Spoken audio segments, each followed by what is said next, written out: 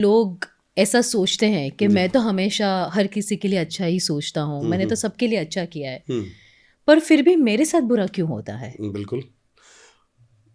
मैं इसको ऐसे कहता हूँ सर मैम, अगर आप सबका भला सोचते हैं, आप सबका अच्छा सोचते हैं और फिर भी आपके साथ बुरा हो रहा है, तो यकीन जानिए बहुत प्रोबेबिलिटी थी कि उस बुरे की इंटेंसिटी बहुत कम हो चुकी होगी।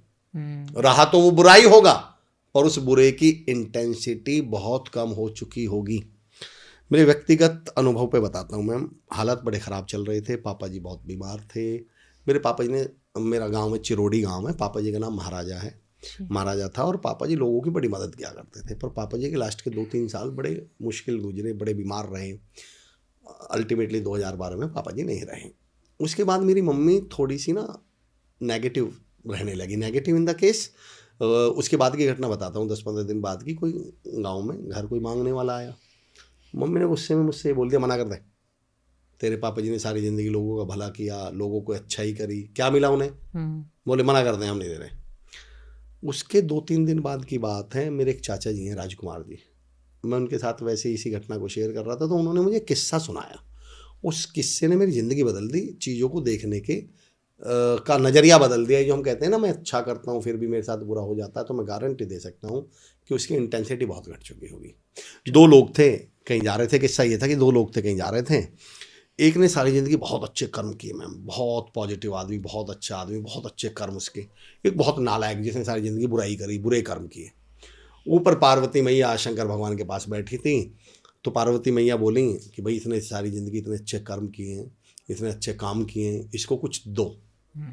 और उसके 1 सेकंड बाद की बात है कि जितने बहुत अच्छे कर्म किए थे, जिसके बहुत अच्छे कर्म थे, उसके पैर में कांटा लग गया। और जिसने सारी ज़िंदगी बुरे कर्म किए थे, जिसने सारी ज़िंदगी लोगों का बुरा किया था, उसको एक अशर्फी मिली, थैली, अशर्फी की थैली मिली। अब ये देखकर पार्वती मैया का तो दिमाग खराब। मतलब पार्वती मैया शंकर भगवान से बोली, इसका मतलब ये क्या है? इसका मतलब किसी के कर्मों की कोई वैल्यू ही नहीं है। इसने सारी ज़िंदगी इतने अच्छे कर्म किए, उसके बावजूद आपने इसके पैर में कांटा चुभवा दिया। और उसने तो सारी ज़िंदगी नालायक पने के काम किए, सारी ज़िंदगी बुरे काम किए, फिर भी इसको एक आपने अशर्फी की थैली दे दी।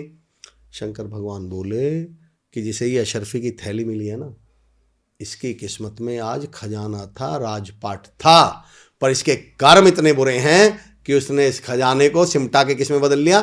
थैली में, अशर्फी की थैली में। और बोले जिसको एक कांटा चुभाया ना, आज इसकी मृत्यु थी, आज इसको मरना था, पर इसके कर्म इतने अच्छे हैं कि इसने मौत को कांटे में बदल लिया। उसके बाद में मुझे समझ में आया कि जब कभी कांटा लग जाए तो मैं ऊपर देख के बोलता हूँ, भगवान आज नंबर